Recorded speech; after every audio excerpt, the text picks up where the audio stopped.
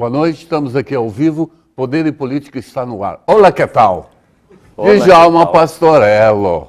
Djalma, muito obrigado por ter vindo. Olá, que tal? Boa noite, é um prazer estar aqui no seu programa, Lucas. Vamos começar. A família sua chegou aqui em 1928, é? Meus avós paternos, em 1928. Portanto, 70, 85, já quase 90 anos. Então o meu slogan de campanha, nos bons tempos de campanha, era 100% iguaçuense, porque meus pais nasceram em Foz do Iguaçu e eu nasci em Foz do Iguaçu. E meus avós vieram para cá em 1928, então nós somos pioneiros de Foz do Iguaçu. Pastorello. Os Pastorello e os Você foi vereador por 2 mandatos. Deu um trabalho danado para o Paulo McDonald. Eu lembro, você não saía da tribuna. E ó, era toda a sessão estava você lá, o Pastorello, né? Soltando a cachorrada lá. E você foi o responsável. Vamos rememorar um pouquinho daquela época. Vamos falar de várias coisas aqui hoje, mas começar logo na política. O senhor foi responsável, o senhor cunhou uma frase que entrou para a história da política local. Tanto é que eu vou rememorá-la aqui agora. O senhor falou o seguinte, que o Budel, num determinado momento do governo do Paulo, ele se atrapalhou lá, queriam caçá-lo na Câmara, o Budel era o presidente do Legislativo, e o Budel parece que foi lá na prefeitura e fez um acordo. E o senhor não deixou por menos, falou, é o acordo Caracu, não foi isso? O acordo foi batizado de Caracu. O senhor batizou. Ficou para a história. Então, entrou para a história. Quer dizer, o povo, como é que quer dizer Caracu? Não é aquela cervejinha preta. Não, um acordo que uns entram com a cara e alguém entra com o resto. Ah, foi isso? Era isso, essa era a intenção. Foi batizado de Caracu exatamente por causa disso. O Budelzinho que foi lá fazer esse acordo? Na verdade, o Paulo estava com dificuldades na Câmara e negociou com o presidente do Legislativo e fizeram um acordo de governabilidade, que não era totalmente errado. Mas, na época, eu batizei o acordo de Caracu porque não tinha como dar certo. Exatamente. O povo entrou com a cara. Não, eles entraram com a cara e o povo com o resto. Mas Pastor? A minha diferença dos outros vereadores, digamos assim, é que eu fiz tudo isso quando eu tinha todos os cargos no governo na época, entendeu? E por se desentender com o prefeito na época, por causa do secretariado, quem estava envolvido em corrupção, é que eu fui para a oposição, tendo todos os cargos. Eu nunca lembro de alguém ter feito isso. Eu vejo alguém ir para a oposição quando está fora do governo. O senhor ficou com os cargos fazendo oposição. Teve uma atitude, vamos dizer assim, marcante. Tanto é que eu estou lembrando aqui da sua passagem. E quando o senhor tentou o 3º mandato, o eleitor falou, não queremos mais. Foi assim? Fui preso 8h15 da manhã na frente do meu QG. Preso? Preso, a pedido. Eu fui preso e eu nem precisava sair. Eu saí às 8h30, eu saí a nível nacional. Saí em todos os órgãos da imprensa. História? Preso por quê? 10 dias antes das eleições. De que ano? Do ano de 2008. Tá. Quando o Paulo se elegeu. Isso, se reelegeu. Se reelegeu, 2º mandato do Paulo. Eu recebi vou falar aqui, um dono de cartório, ou seja, com fé pública. 10 dias antes das eleições, eu falei, John, eu participei de uma reunião, o prefeito mandou te prender, você vai ser preso. Mas o cartorário estava te prendendo? Estava dando recado. Pois não, continue. Me avisando 10 dias antes das eleições que eu ia ser preso. Pois não. Então eu tomei todas as precauções um dia antes, no sábado, para não fazer nada de errado, como não tinha nada de errado, mas eu evitei inclusive de sair na rua.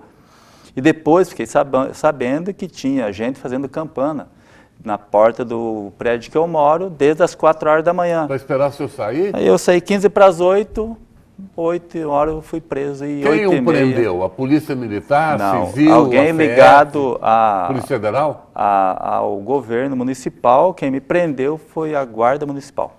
Mas o senhor estava sendo acusado de quê? Então, eu fui preso por fazer boca de urna. Aí, na frente do meu QG. Quando chegou na Polícia Federal, o advogado chegou junto, o doutor Rubens Prates, e falou, doutor, delegado, tá, boca de urna, e cadê a outra parte? Quem recebeu o santinho? Isso, não tinha, não caracterizou. Não tinha nada, mas daí eu simplesmente falei, não, já está aqui. O senhor nem ficou preso, então? Eu fiquei até às 16h30 para poder responder. Inquérito? Foi aberto inquérito. Na Justiça Eleitoral? E paguei lá 2 cestas básicas e fui liberado. Então mas a minha campanha foi para o vinagre. Foi isso, Infelizmente então. foi isso. E era o terceiro mandato. Houve um Seria o desgaste terceiro. grande, né, pastor? Um dia o ex-prefeito Álvaro Nilma me chamou do canto e falou: Djalma, você está desgastando o prefeito, mas eu tenho que te dizer o seguinte, você também está sendo desgastado. E eu não acreditei. E realmente o desgaste foi grande. Eu desgastei o prefeito por falar a verdade, nada mais que a verdade, mas me desgastei e aí ficou difícil. Ô, Djalma, o senhor continua no PSDB, atualmente o senhor não faz parte da executiva provisória aqui do município, que tem a atual prefeita em exercício, Ivone Barufaldi, e a presidenta da sigla, né? É isso? Exatamente. O meu primeiro e único partido, eu sou filiado no PSDB desde 91, e não pretendo sair do PSDB, porque é o meu partido. Apenas, não somente, não faço parte da executiva, mas eu fui presidente durante quase 10 anos. Carreguei a sigla nas costas e fiz a minha parte. Então, hoje eu não faço parte, mas continuo no PSDB. Como é que está o governo Reni Pereira que o senhor apoia? Olha, o Reni, a situação dele hoje, se for fazer uma pesquisa, não é das melhores. Ele fez uma opção de, no primeiro ano de governo, pagar as contas que o Paulo deixou, e por isso, para poder tirar as certidões negativas e poder fazer os empréstimos e fazer as obras que ele está fazendo hoje, que são várias, então ele teve um desgaste, ele, na minha opinião, ele deixou correr frouxo um pouco, assim, ele demorou mostrar serviço, tendo essa opção de pagar as contas primeiro. Então eu tenho consciência que hoje a situação do Reni não é boa, mas como tem várias obras em andamento e algumas vão ser concluídas pode melhorar. Até o final do ano, ele pode melhorar e se cacifar. O senhor viu aí agora o PMDB está querendo ressurgir, né? Foi lançado aí o nome do Cláudio Rorato. Como é que o senhor viu? Inclusive, eu fui convidado, né, e por ser atuante, participei do evento do PMDB, lógico, porque se eu fizesse um do PSDB, também ia convidar todo mundo, ao menos os adversários. Então, foi um grande evento, teve a participação de todo mundo. Eu diria assim, o Cláudio Rorato, ele também é um dos pioneiros da cidade, já esteve envolvido na política, já foi, inclusive, secretário estadual de turismo, então... Deputado federal. Fui candidato a deputado federal com 70 mil votos. Ele foi para lá, ficou lá de suplente. Assumiu, então ele tem um... E vai trazer o tio Dobrandino junto, ó. Só está com saudade do tio Dobra? Falar em PMDB não tem como falar dos Silva, eles administraram... Silva, né? Se bem que Silva agora botou um pé no barco tucano. O Sames, ele faz parte do PSDB, o senhor que levou? Com a minha anuência. O senhor que levou, ele negociou lá em cima. O senhor é o pai da criança? Não, eu fiz questão de abonar a ficha dele como presidente, eu tinha que assinar, mas ele foi muito bem-vindo no Ninho Tucano, ele faz parte do Ninho Tucano. Ele foi prefeito, né? Foi prefeito, foi deputado estadual e foi vereador. Ele tem história política. Ele tem. E me fala do Chico brasileiro que está querendo também provar desse bolo. Então, as cartas estão na mesa vírgula, né? O que se sabe é que tá aí o Reni Pereira, Cláudio Rorato já, né, à frente, e o Paulo Macdonald, o grupo do Paulo Macdonald com o Chico brasileiro, parece que eles têm um acordo de que se o Paulo puder ser candidato, o Paulo, né? O Paulo é o candidato com o apoio do Chico. Se o Paulo não puder, e hoje ele está inelegível, até que me provem o contrário, o Chico seria o candidato. E daí, pela votação que ele fez para se eleger deputado estadual e por ter um rescaldo ainda de ter sido candidato a prefeito e inclusive bem votado, ele é um nome forte. Então, hoje nós teríamos esses 3 nomes. É verdade. Ô, Djalma, o PSDB na penúltima, aliás, desde que o Budel deixou a Câmara, já lá se vão 2 mandatos, né? Nunca mais vocês, os tucanos, conseguiram eleger nenhum vereador. O que está faltando? Nomes, né? Então, na última eleição, em que eu e o Budel concorremos, nós fizemos legenda para um vereador. Só o PSDB fez legenda para eleger um vereador. Como nós coligamos com o PMN, e o Zé Carlos foi o mais votado, entrou ele. Entrou o Zé Carlos e o PSDB ficou de fora. Mas na atual conjuntura, os nomes que disputaram a última eleição, a maioria não vai concorrer, o PSDB está correndo atrás de candidatos. O Coquinho, que era tucano, passou para outro partido, deixou vocês lá, né? Na época, por motivos alheios à minha vontade, como presidente do PSDB, ele e o Paulo Rocha, que foram candidatos pelo PSDB, foram para outras siglas e foram os 3 mais votados. Ô, Djalma, vamos falar um pouquinho do governo do estado, do Beto Richa, que enfrenta um mau momento, né? Na sua ótica, ele pode recuperar-se ao longo dos anos? Eu, tirando a minha torcida, né, porque o Beto ele estava no paraíso, estava tudo uma maravilha, até o episódio de ter sido de alguma forma mal assessorado e de como conduziu, né, a situação dos professores com a APP. A gente sabe que tem outras motivações, foi feito acordo e ia cumprir a sua parte e assim mesmo desinvadir a Assembleia, então independente da opinião de cada um, o Beto com certeza, porque ele tomou as medidas, né, para melhorar a economia do Estado, então eu vejo assim que o Beto tem grande chance de recuperar rapidamente o prestígio que ele perdeu, é a minha visão. Assim? E como o Álvaro Dias, ele vai ficar marcado pelos professores pro resto da vida. Não é só com os professores, o Beto enfrenta outros tipos de problemas. Não, aí tem as consequências... O primo famoso. Dos desdobramentos das acusações. Enfim, né? Tomara que ele recupere, né? Ele tem grande chance de recuperar. Ele é uma pessoa decente. Sem dúvida, eu o conheço. O Djalma Pastorello, atualmente o senhor é o presidente do Centro Internacional de Convenções. É isso, né? É isso. Desde que o Reni assumiu no primeiro mandato, o senhor está lá, não é assim?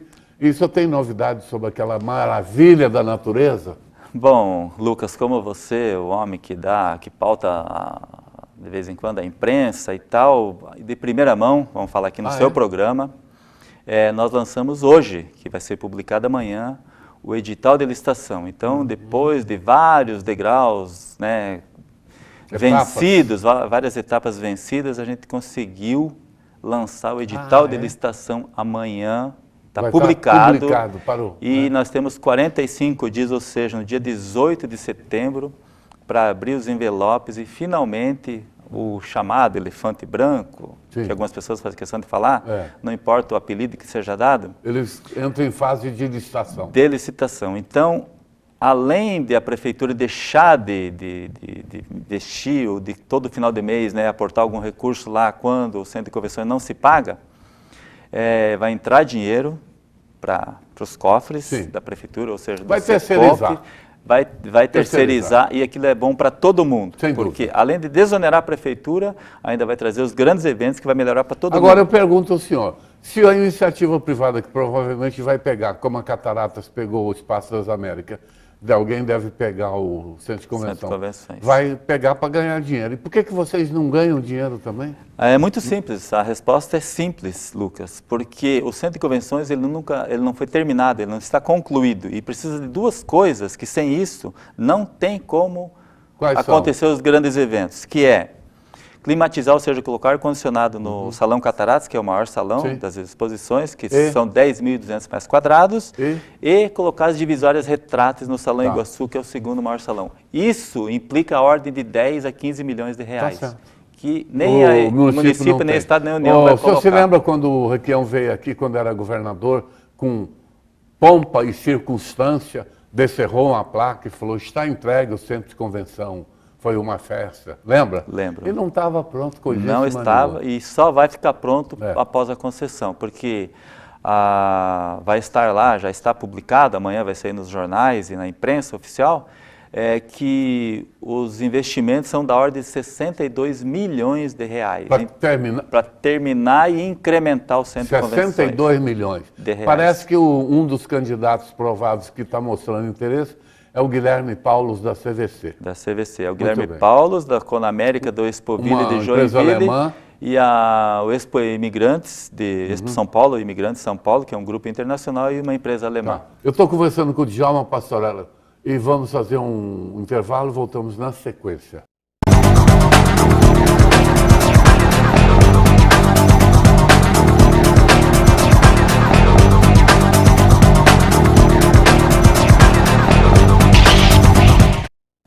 O Djalma Pastorello, voltamos conversando com o vereador por 2 mandatos, 8 anos, cunhou aquela famosa frase Acordo Caracu e fez um monte de coisa na época. Teve personalidade forte você, eu me lembro.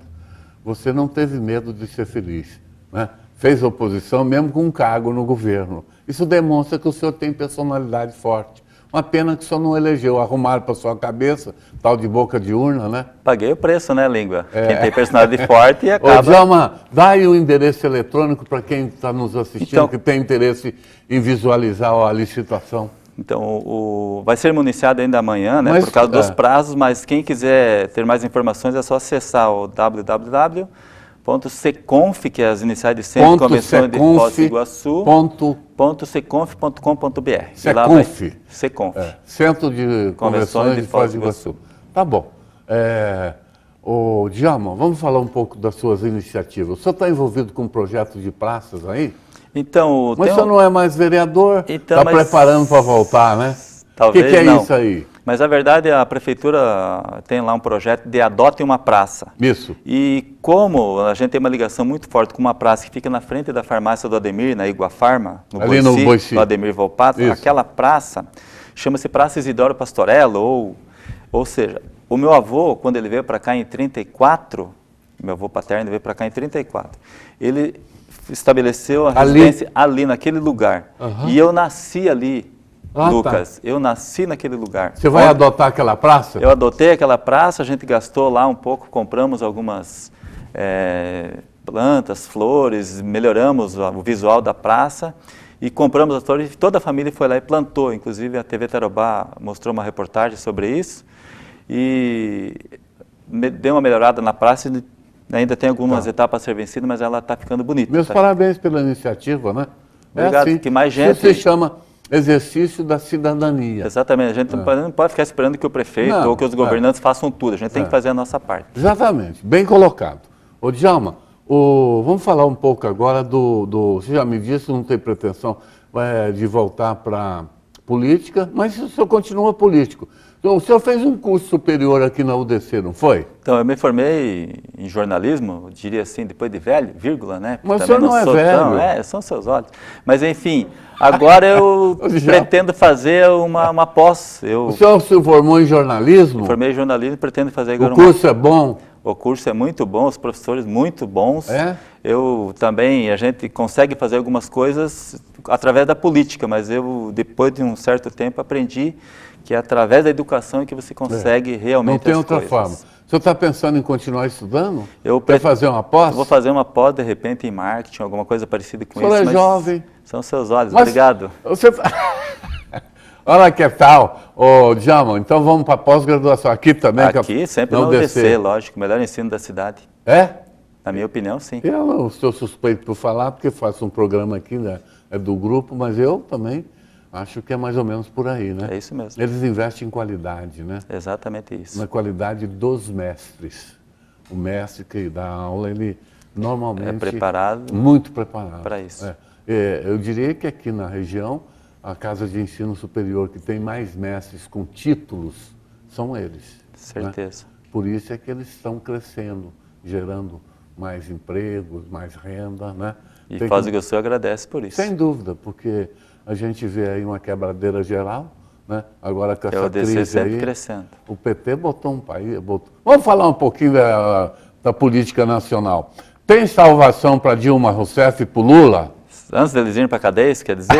Não sei se vai. Eu acredito que cada dia que passa com essa... É uma quadrilha no poder, porque o PT está totalmente desgastado e tudo que eles pregavam estão fazendo o contrário. Eu lembro que a FHC uma vez disse que a ideologia do PT era mentir e roubar, eu achei que ele pegou pesado. E depois de alguns anos a impressão que a gente tem que é exatamente isso. Mas que barbaridade. Roubar e mentir, daí não e agora a Lava Jato saiu um pouquinho da Petrobras e lançou-se no sistema elétrico, que é tido como o quintal da Dilma. A Dilma foi ministra das Minas e Energia, né, do Lula, não foi? Exatamente isso. É o quintal dela. E já pegou logo um vice-almirante, hein?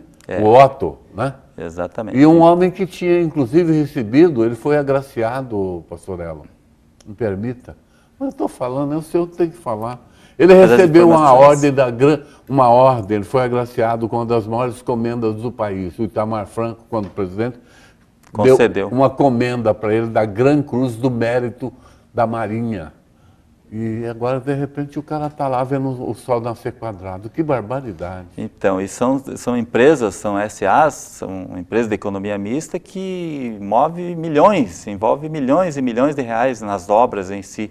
Uhum. Então, ainda estamos falando de Petrobras, de Eletrobras, e daí o meu medo é quando chegar no BNDES, quando chegar nos bancos. Não, mas já tem uma CPI do BNDES no Senado. Já tem. Só que, pela experiência que eu tenho, CPI no Brasil, com raríssimas exceções, não dá em nada. Vira ou em não é? pizza. Não Porque é? tem, o governo geralmente tem a maioria, consegue Por que será, hein? incrementar ou Essa colocar CPI os... mesmo da Petrobras que está lá na Câmara Federal, ela está na Se depender da CPI, não acontece nada, porque Não, né? está lá o PT e alguns, né, Ô, dos Djalma, partidos interessados. Semana passada, o juiz federal da 13ª Vara Federal de Curitiba, Sérgio Fernando Moro, esse jovem juiz... Meu ídolo.